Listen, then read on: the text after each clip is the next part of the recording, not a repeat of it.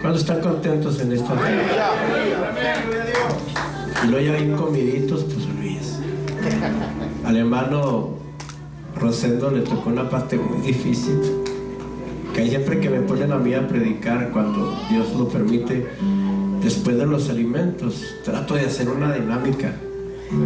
Hermanos, agarren cada quien su compañero, y si lo ve que se va a dormir, denle un pellizco. Porque es natural, el cae de peso la comida, y empiezan muchos hermanos a decir amén, ¿verdad? A dormirse. Bien, les prometo no ser muy largo, va a ser breve lo que voy a compartirles. Simplemente, y gracias a Dios que todas las enseñanzas han estado muy interesantes. Y como les he dicho desde ayer, les vengo diciendo, estamos viviendo en los últimos tiempos. Deberíamos de pedirle al Señor, ya si no espíritu de discernimiento, ¿verdad?, para poder ver por nuestra propia o por nosotros mismos, poder distinguir los tiempos. Por lo menos que el Señor le dé gracia a nuestro pastor, a nuestros pastores, donde quiera que ustedes se reúnan, para que el Señor le dé a ellos visión, porque dice en su palabra que Él no hará nada sin que antes lo revele a sus siervos los profetas. Entonces, ore por su pastor, ¿verdad? Dígale, Señor, dale gracias a mi pastor, que nos siga guiando por ese buen camino, que nos aperciba para estos últimos tiempos, ¿verdad? Porque aunque, como el hermano comentaba, eso es muy cierto, somos muy responsables en lo individual. En cierta área como pastores tenemos un poco más de responsabilidad que nuestra salvación personal. Tenemos la responsabilidad de alimentarlos, de guiarlos, prepararlos, ¿verdad? Porque la encomienda de un pastor es preparar a la iglesia para el encuentro con su Dios. ¿Verdad que sí, no? Así es que vaya conmigo rapidito a Lucas 15.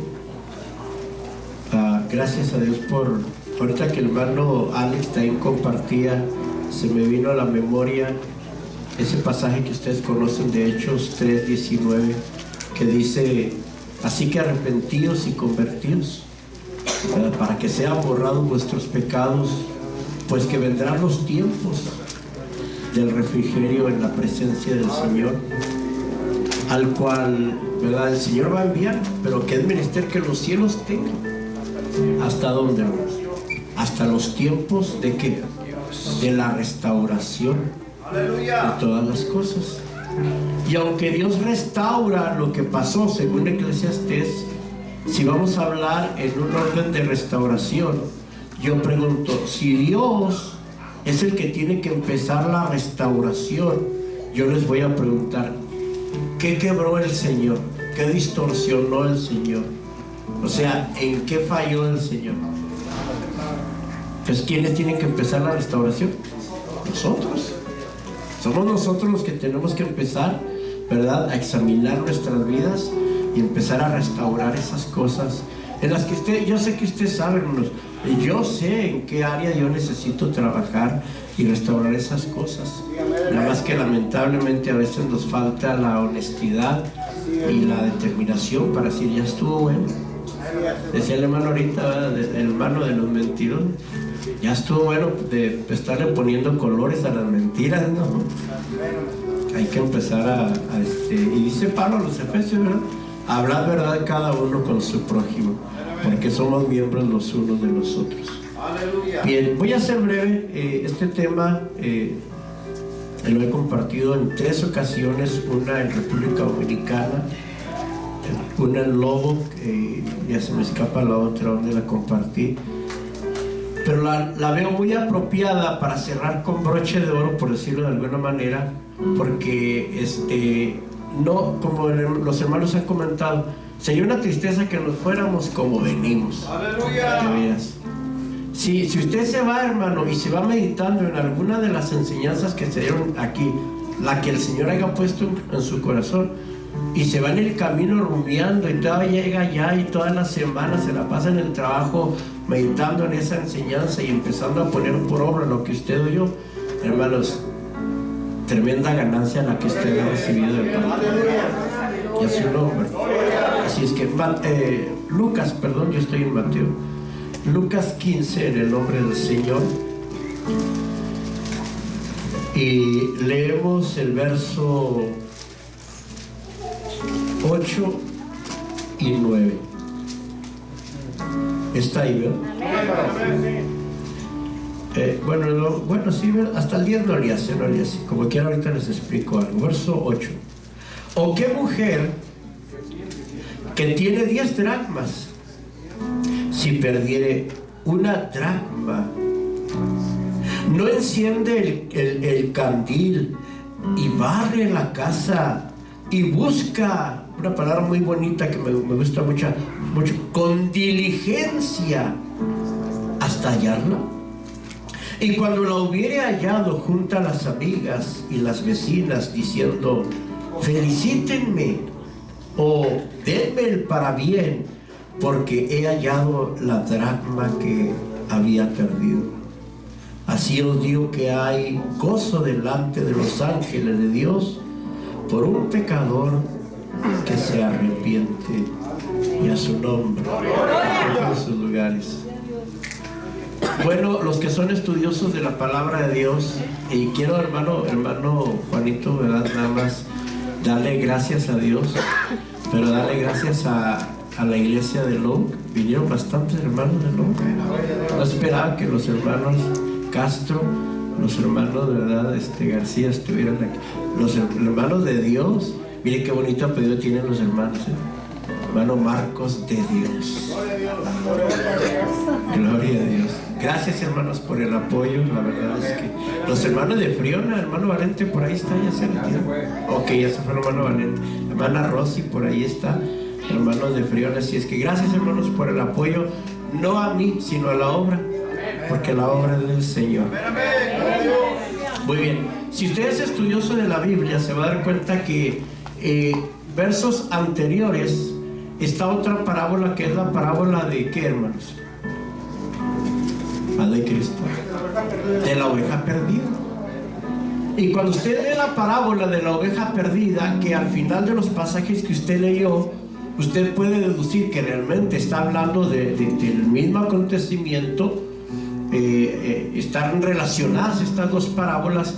Se va a dar cuenta que precisamente, de hecho, estos pasajes, en la mayoría de las veces, mayormente cuando se habla de la oveja perdida, se habla mayormente en acontecimientos o en servicios donde va a haber bautismos, porque hermanos, va a haber bautismos y fulano, sultano y mangano se va a bautizar y hermanos, una oveja que andaba perdida, una oveja más es hallada, y cuando una oveja, ¿verdad?, se arrepiente, dice la Biblia que hay que, hermanos, y claro, nosotros ubicamos ese concepto en el bautismo, aunque realmente es desde que una persona dentro de un estado genuino empieza a actuar con un arrepentimiento original.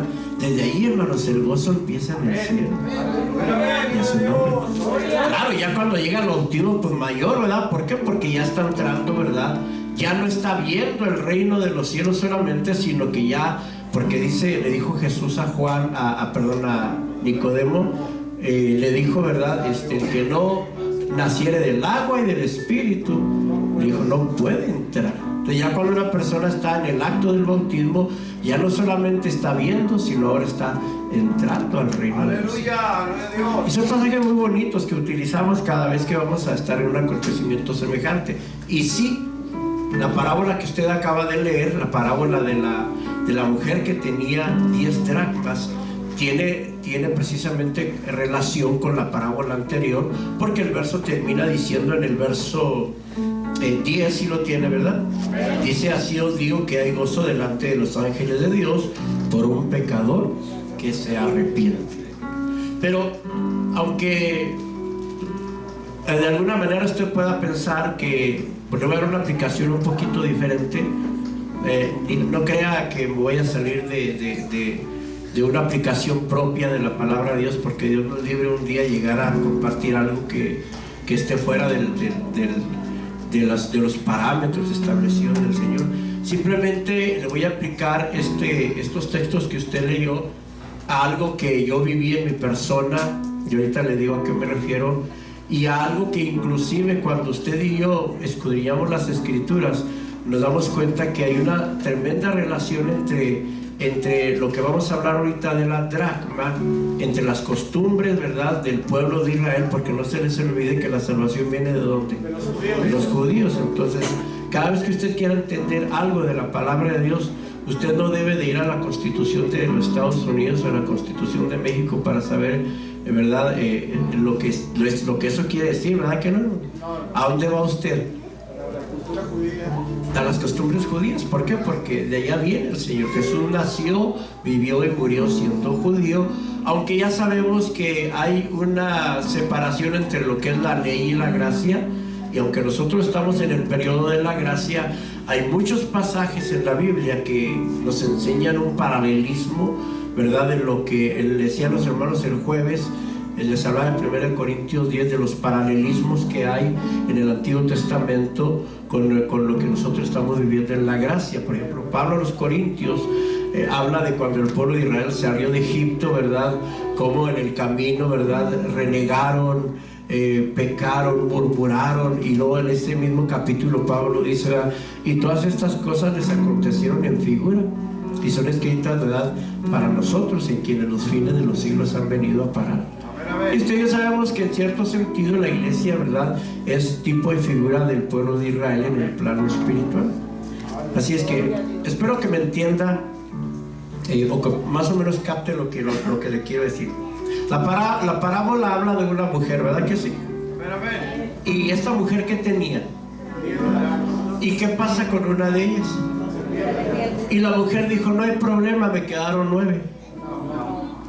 ¿No? Ella dice, bueno, según estoy parafraseando, como el hermano comentaba hace rato, le voy a parafrasear un poco el asunto. Se le pierde la dracma y la mujer no se queda a gusto, sino que dice que la empieza a buscar, que barre la casa. Y hay una palabra muy bonita que usted ya la leyó ahí, que aparece en el capítulo 2 del libro de Hebreos, cuando el apóstol, bueno, se dice que es el apóstol Pablo, el que escribió el libro de Hebreos, dice en el versículo 1 del capítulo 2 de ese libro de Hebreos, dice, porque es menester que con más atendamos a las cosas que hemos oído, porque acaso no nos escurramos, porque si la palabra, verso 2, dicha por los ángeles fue firme, y toda rebelión y desobediencia recibió justa paga de retribución, dice el 3, ¿cómo escaparemos nosotros si tuviésemos en poco? Y esa expresión no quiere decir si nos vamos al mundo, porque todo parte, hermanos, todo tiene un principio. La apostasía, por ejemplo, que es la parte final donde cae el cristiano después de que lamentablemente no atendió a lo que ya estamos hablando.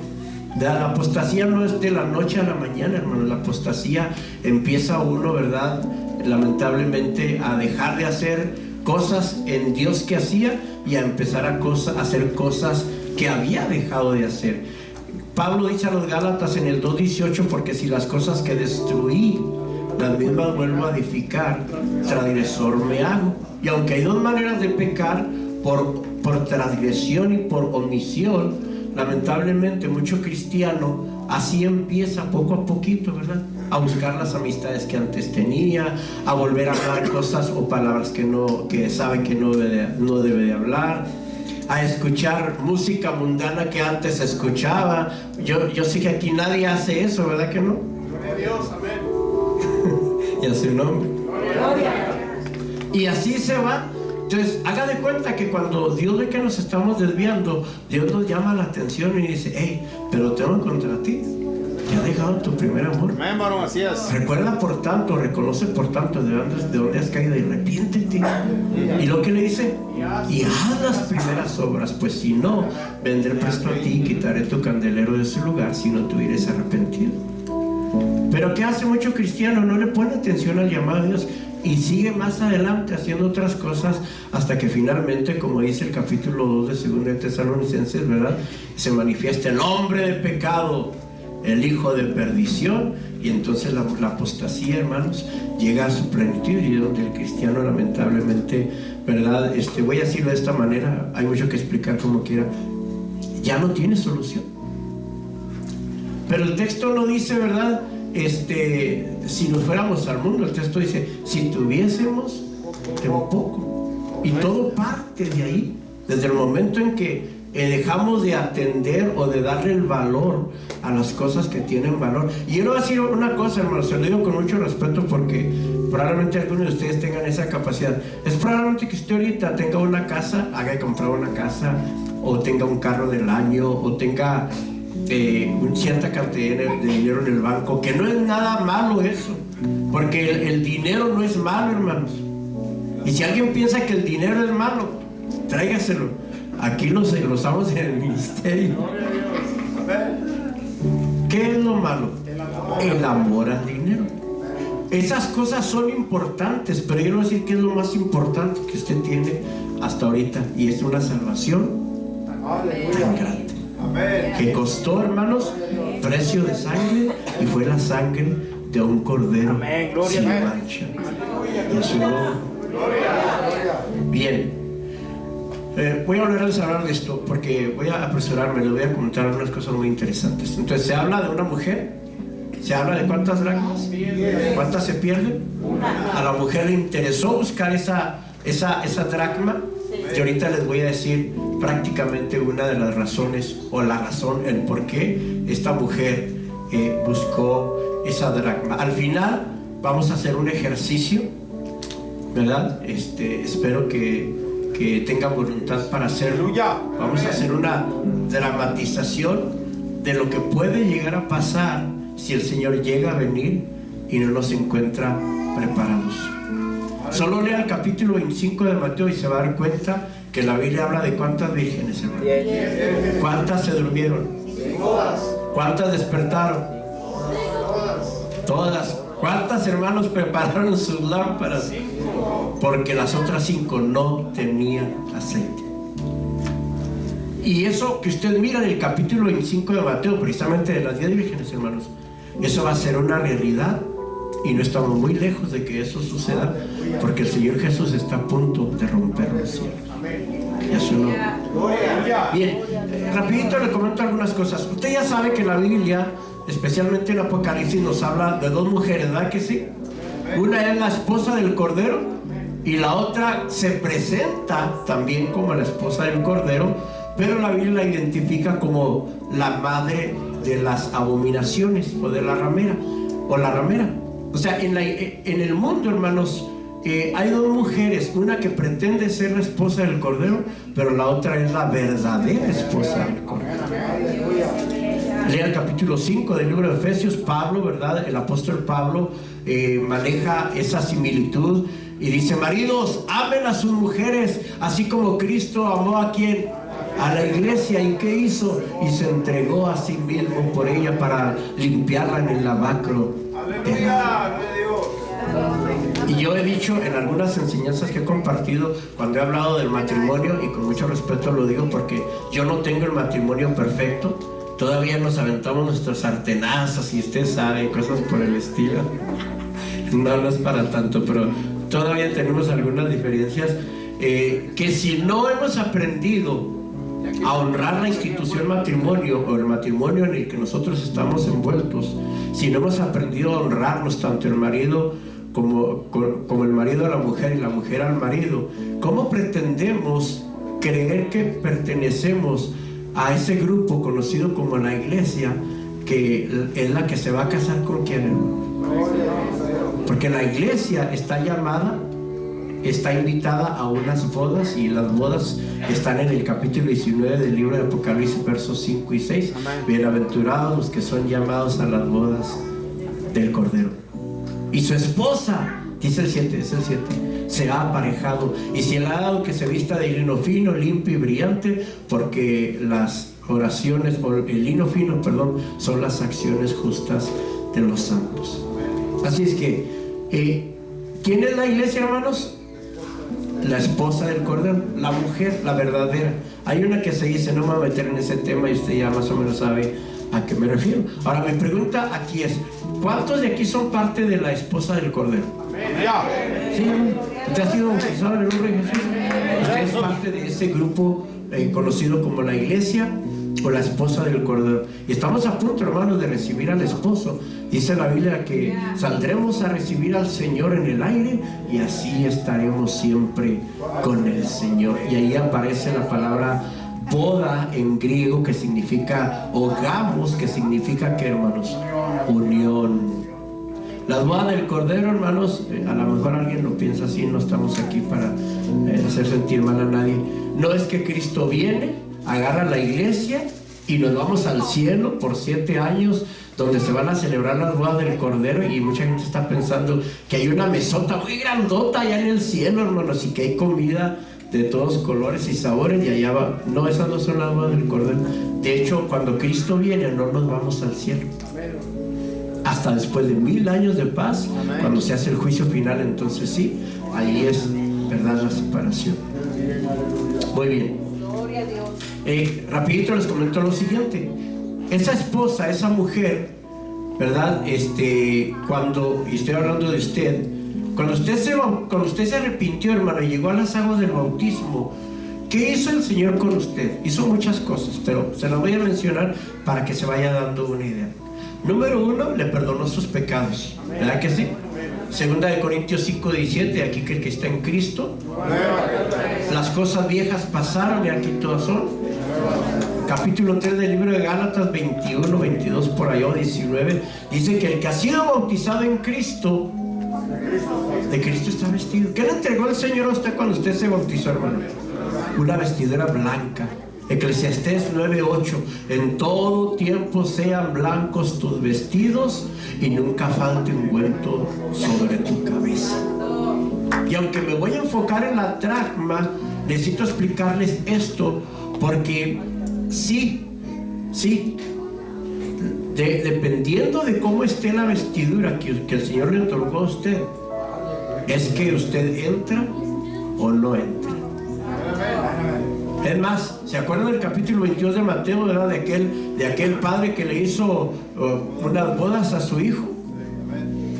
Usted ya sabe la parábola, y al final termina diciendo que y entró el rey para ver a los convidados y vio ahí a uno que no tenía vestido de boda, y le dijo: amigo, ¿cómo entraste? No te hago agravio, le dijo, pero ¿cómo entraste aquí no teniendo vestido de boda? Dice la Biblia que él cerró su boca, y el rey entonces da solamente una orden y dice a sus súbditos: agárrenlo y amárrenlo de pies y de manos y échenle en las tinieblas de afuera. Dice que ahí será el lloro y el crujir de dientes. Pablo a los Corintios, en la segunda carta, en el capítulo 5, nos habla de la vestidura, pero también nos habla de la sobrevestidura. Puesto que en verdad habremos sido hallados vestidos y no desnudos. Cuando el Señor venga, hermanos, y vea esa vestidura, y aclaro algo muy importante, en las condiciones en las que Él está exigiendo, porque Él viene por una iglesia pura, sin mancha. Así el Señor está poniendo esos requisitos. Aleluya. Y si habláramos de algún paralelismo en esos requisitos, hablaríamos, por ejemplo, de ¿qué es, hermano? Se me escapa ahorita. Hebreos capítulo 12, versículo, miren, me está escapando el texto, 14, donde dice que sin paz y sin santidad. Aquí el que pone los requisitos, hermanos, es Dios. Nosotros solamente nos voceamos, y es más, somos los primeros que debemos de llenar esos requisitos, porque debemos de ser ejemplos, según Primera de Pedro capítulo 5 verso 4 o 5, donde dice que debemos de ser echados de lágrimas. Déjame le doy un texto, y aquí vamos a partir de dos cosas. Ahí en Isaías 61, en el nombre de Jesús. Isaías 61. Y a su nombre. ¿Cuántos de aquí todavía no se bauticen? Levanten la mano, nada más para decirles algo. ¿Cuántos todavía no se bautizan? Bueno, son algunos. Y el consejo es no tarden mucho. ¿Por qué? Porque así como pasó los días de Noé, de hecho la Biblia lo dice en Mateo 24, pone el ejemplo de como los días de Noé. Mucha gente pensaba que Noé estaba loco porque estaba haciendo aquella arca. Cuando el arca es terminada, el Señor le dice, entra. Y como no hay fecha que no se cumpla, llegó el momento en que empezó a llover y solamente 8 personas fueron salvas por agua, según el capítulo 10 del libro de 1 Corintios también. Una vez escuchaba un predicador, me gustó mucho, en una fraternidad que tuvimos, y el hermano más o menos daba este ejemplo, porque según el capítulo 16 de San Juan, hermanos, cuando Jesús le dijo a sus discípulos, un poquito más y me veréis, y un poquito más y no me veréis, y porque yo voy al Padre. Y ellos querían saber qué era lo que Jesús estaba diciendo, y le dice Jesús, preguntan entre ustedes qué es esto que dije, un poquito más y me veréis, y un poquito más y no me veréis. Les voy a decir, ahora me ven y se gozan, pero cuando yo me vaya van a llorar. Pero aunque ustedes estén tristes, voy a volver y vuestra tristeza se convertirá en gozo, y nunca nadie más quitará vuestro gozo de vuestro corazón. Y a su nombre. Hermanos, cuando el Señor aparezca en los aires y nosotros hayamos sido hallados fieles, va a ser el día más glorioso de nuestra vida. Empezando con que el Señor enjugará toda lágrima de nuestros ojos. El clamor, el dolor, ya no va a ser más. Todo eso se va a terminar. Claro, seremos transformados. Otro tema muy interesante: nosotros estaremos en el milenio, no como población, sino que seremos reyes y sacerdotes. Después del juicio final, ya entonces nos vamos a la presencia del Señor. Pero escuche esto. ¡Aleluya! ¿No le daría a usted un gozo tremendo saber que toda su familia se convirtió? Amén.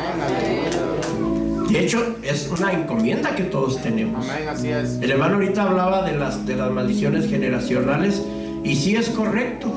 Hay cosas que sí perjudican, como por ejemplo 1 Corintios 15:35, me parece, cuando dice que las malas conversaciones y la maldición generacional no se transmite genéticamente, pero lamentablemente muchas de las veces el hijo aprende lo que ve hacer al padre. Y a su nombre. Ese es el cuidado que nosotros debemos de tener. Por ejemplo, ¿cuántos de ustedes les ha sonado el celular y lo agarra el hijo? Papá, es el hermano Juan.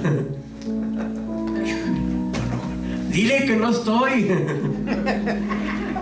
Dice mi papá que no está.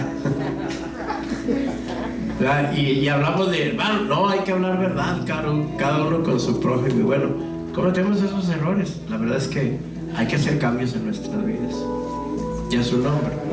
Isaías 61, y rapidito le explico 2 cosas. Verso 10. Sí lo tiene, ¿verdad? Dice: en gran manera me gozaré en el Señor. Sí están ahí, ¿verdad? Muy bien. Quiero que por favor pongan atención. Mi alma se alegrará en mi Dios. ¿Por qué, hermano? Porque me vistió de vestido de salud. Y luego algo más dice: me rodeó de manto de justicia, como a novio me atavió, y como a novia compuesta de ¿qué? De sus joyas. Bueno, ya hablamos del vestido. El Señor ya nos dio el vestido, ¿verdad que sí? Hay que, hermanos, estarlo cuidando, hay que limpiarlo. Si usted ve que lo manchó, éntrele a la oración. Dicen por ahí, a la rodillética, a la ayunética, lo que usted quiera. Pero luego habla de las joyas. Como a novio me vistió, y como a joyas, y como a novia, perdón, ¿verdad? Ahora, no se lo tomen muy a pecho, voy a ser honesto. Yo personalmente, ¿verdad? Yo creo que no es necesario. De hecho, el capítulo 3 de 1 de Pedro habla, ¿verdad?, de las joyas. La mujer puede vestirse honestamente, hay vestido honesto, hay una manera de ataviarse honestamente.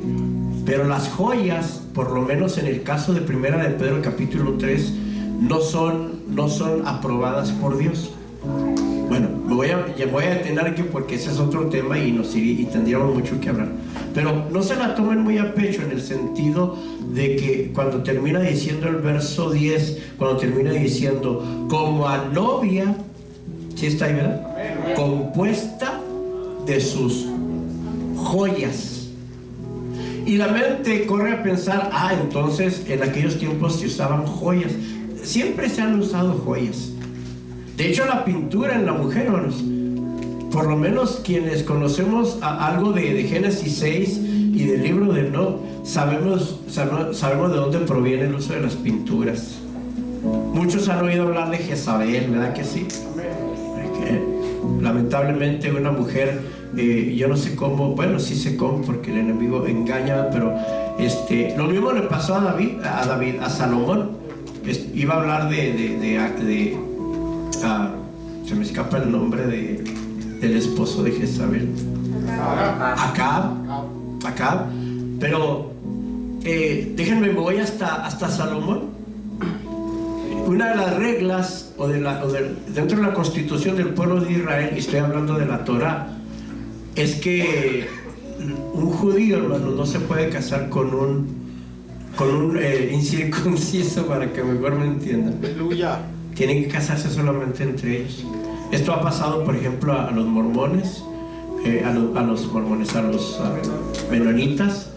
Y yo personalmente, si aplico el capítulo 6 de 2 de Corintios, lo puedo ver ahí cuando el Espíritu Santo, a través del apóstol Pablo, le dice a los jóvenes y a las jóvenes, a las jovencitas, que no se casen con yugo desigual.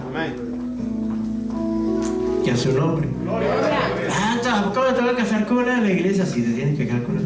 Y si no quiero, no estás obligado. El otro día compartimos ese tema ya. No estás obligado. Si te quieres casar con una inconversa, no es que Dios te va a desechar y ya nunca más vas a tener salvación. No, sí puedes tenerlo, pero vas a subir las consecuencias porque a toda acción le sigue una reacción. Aleluya. Ahora, hay excepciones. Y quizás se va a oír mal, pero lo voy a decir, aunque en ese caso, por ejemplo, mi esposa viene de familia cristiana. Ella no debió haberme hecho caso cuando le cerré el ojo, pero no se aguantó ella, ¿no? Dijo, ¿cómo? Pero bueno, no era bautizada. Y en esas excepciones, hermanos, ¿verdad? No solamente el Señor me permitió casarme con ella, sino que el Señor me alcanzó, hermanos. Ella fue el medio que Dios usó para que yo viniera al camino del Señor. Una, dos, por la gracia de Dios, hermanos, tengo más de 30 años de ser pastor. Esas pueden ser las excepciones, que inclusive a veces nosotros ponemos reglas muy fuertes a nuestros jóvenes. Hijo, y que y que el otro. Y muchas veces los jóvenes dicen, y cuando tú estabas joven, ¿qué? Entonces hay que saber cómo hablar con ellos en su nombre. Muchos de nuestros hijos a veces los traemos a fuerza, y en cierta manera está bien, porque tenemos que forzarlos a entrar al reino de los cielos, pero hay que ver hasta dónde debemos de forzarlos, porque hay una manera, y yo a veces uso esa manera de forzar. ¿Sabes de qué hay maneras de forzar a una persona? Le voy a dar un ejemplo.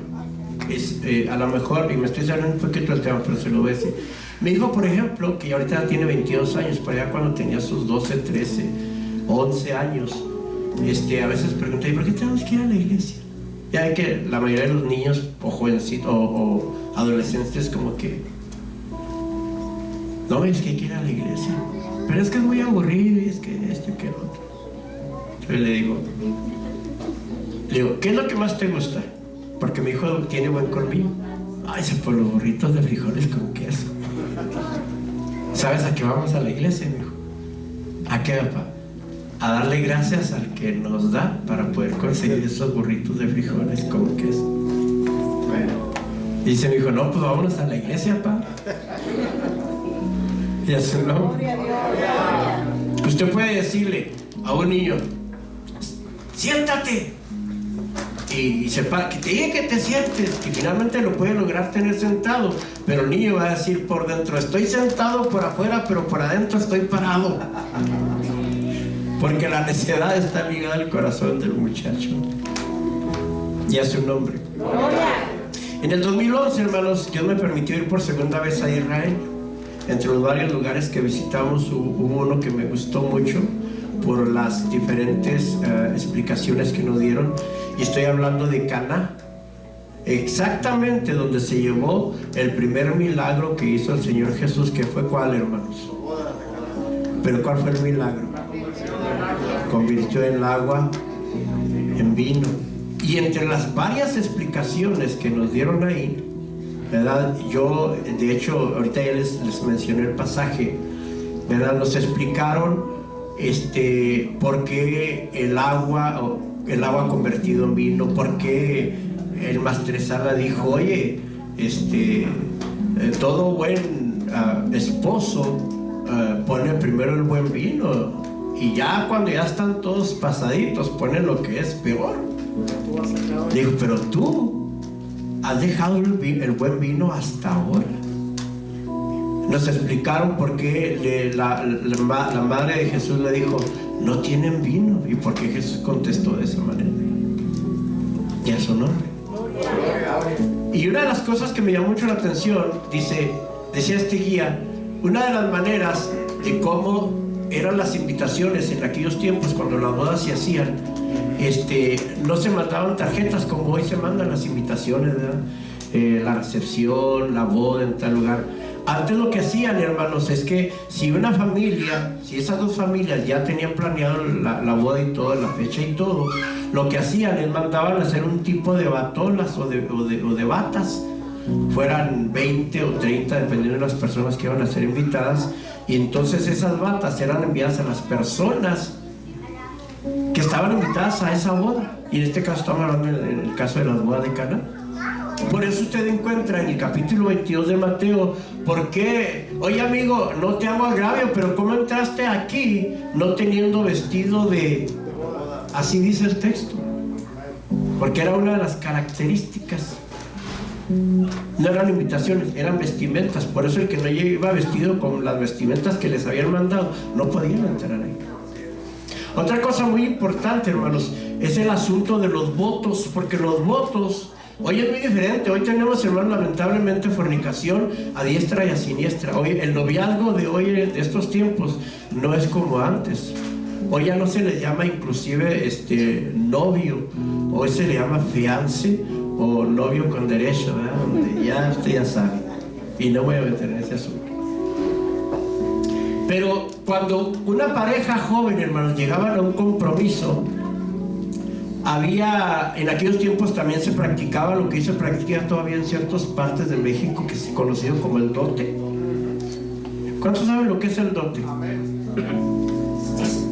Donde si había un compromiso, ¿verdad? El joven o el padre del joven tenía que dar 10 vacas. Aleluya, gloria a Dios. Y entonces mire, quiero que vaya conmigo, y aquí voy a terminar con esta explicación para hablarle un poco de las dracmas. Efesios capítulo 1, en el nombre del Señor.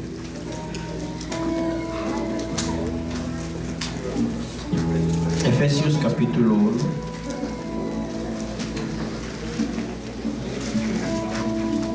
Está ahí. Voy al verso 11. 1:11. En él digo, en quien asimismo tuvimos suerte, habiendo sido predestinados conforme al propósito del que hace todas las cosas según su buen placer, o según el consejo de su voluntad, para que seamos para alabanza de su gloria, nosotros que antes esperamos en Cristo. 13. En el cual esperasteis también vosotros, en oyendo la palabra de verdad, el evangelio de vuestra salud, en el cual también desde que creísteis, ¿qué pasó, hermanos? Fuisteis sellados con el Espíritu Santo de la promesa. Y dice el 14, que es, o sea, cuando dice fuisteis sellados con el Espíritu Santo de la promesa, dice que es las arras de vuestra herencia para la redención de la posición adquirida para alabanza de su gloria. ¿Cuántos sabían que las arras, que es bíblico, que el asunto de las arras es bíblico? Bueno, ya usted ya sabe, el tradicionalismo es muy diferente meter un concepto bíblico en una tradición. Tampoco me voy a meter ahí, pero déjenme le explico algo rapidito, hermanos. Según este pasaje, cuando nosotros fuimos sellados con el Espíritu Santo de la promesa, ese acontecimiento viene a caer en un concepto como una garantía, que aquí usted lee el término, dice que son las arras de ¿qué, hermanos? De nuestra herencia. Por eso es importante que usted entienda que el capítulo 4 de Efesios, versículo 31, el apóstol Pablo dijo lo siguiente: y no contristéis al Espíritu Santo de Dios, con el cual, ¿qué, hermano?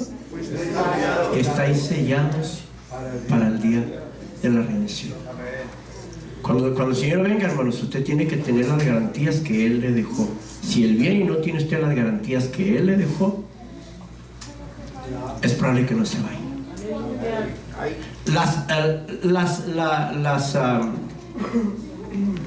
Se me escapa el nombre de las monedas. Dracmas.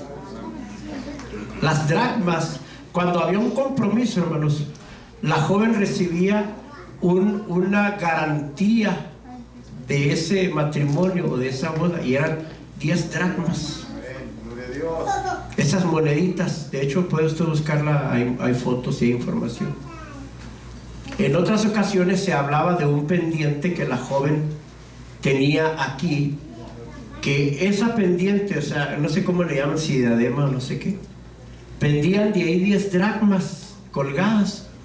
Entonces, cuando a una joven la veían con ese pendiente en su cabeza, significaba que esa joven estaba comprometida. Como hoy en día, inclusive dentro del mismo de los menonitas, si se han fijado que usan diferentes tipos de cubierta. La que trae negra es una mujer casada, la que trae blanca es una jovencita, es una doncella, y bueno, diferentes asuntos. Se le perdió una dracma, hermanos, y esta mujer dijo: yo la tengo que encontrar. Dice que barrió, prendió el candil, barrió, buscó con diligencia. Y la pregunta es: ¿por qué tenía esta mujer tanto interés en encontrar esa dracma? Porque si se llegaba el día de la fecha de la boda, hermanos, y ella no tenía las 10 dracmas, no había boda. Y eso no es tipo y figura de la iglesia. Y esto es muy interesante, y voy a terminar diciéndoles lo siguiente. Pónganse de pie en el nombre de Jesús. Gloria a Dios.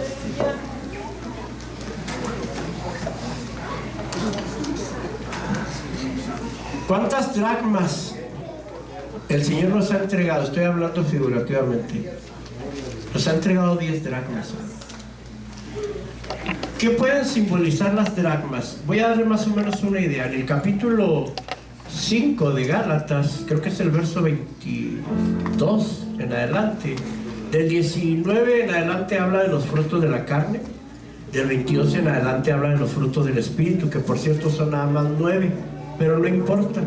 Mas los frutos del Espíritu son amor, paciencia, benignidad, tolerancia, bondad, fe, etcétera, etcétera. Y usted y yo, hermanos, cuando el Señor aparezca, tenemos que tener esas 10 dracmas. Porque si no encuentra las 10 dracmas, no va a haber boda. Digo, la boda se va a llevar a cabo, pero probablemente usted y yo no vayamos a entrar si no tenemos esas 10 dracmas. Le voy a hacer una pregunta: ¿se le ha perdido alguna dracma a usted en estos últimos días? 2, 3, no sé. Ahora empiece a pensar: si se me perdió una dracma, ¿cuál será? Puede ser la dracma de la humildad, hermano. Puede ser que últimamente usted está perdiendo humildad. Se está comportando prepotente, soberbio en relación al matrimonio, en relación a la familia, en relación a los hermanos en Cristo. Es más, en relación inclusive hasta nuestra misma comunión con Dios. Porque a veces, hermanos, muchos de nosotros actuamos como si Dios nos necesitara a nosotros. No, hermanos, Dios no nos necesita a nosotros para nada. Somos nosotros los que necesitamos. Y a su nombre. Vamos a hacer un ejercicio, ¿qué les parece? ¿Sí? ¿Traen monedas en su bolsa? Métanse su mano a la bolsa. ¿Traen monedas? ¿Cuántas traen? ¿Ah? Pura tarjeta. Bueno, estaba haciendo ejercicio nada más.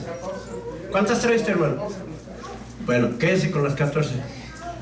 ¿Alguien más? Mire, yo traigo 5. ¿Me faltan cuántas? 5.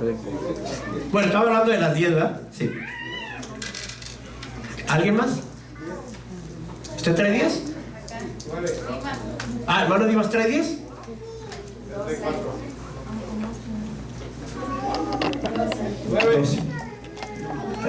¿Le quiere regalar 2 a alguien más? Puede hacerlo. Digo, estamos hablando figurativamente, no tiene que hacerlo. Hermano trae 14, puede regalarle esas 4 que le sobran a alguien más, puede hacerlo. Pero, hermanos, el ejercicio es este. Por ejemplo, yo traigo 5. ¿Cuántas me faltan, hermanos? 5. Dicen, no me falta una, faltan 5. Entonces, me faltan 5. ¿Qué tengo yo que hacer, hermanos? ¿Qué hizo la mujer para poder encontrar? Empezó a buscar con diligencia, prendió el candil, empezó a barrer y dijo, tengo que encontrar esa dracma. ¿Cuál de esas, o cuáles 5 de esas 5 dracmas me faltará a mí? Puede ser la humildad, puede ser la tolerancia, puede ser inclusive el amor. Y a su nombre. Yo los voy a invitar, hermanos, a que vengamos al altar. Y como un ejercicio, si usted tiene, por ejemplo, 9 y le falta una, véngase al altar, hermano.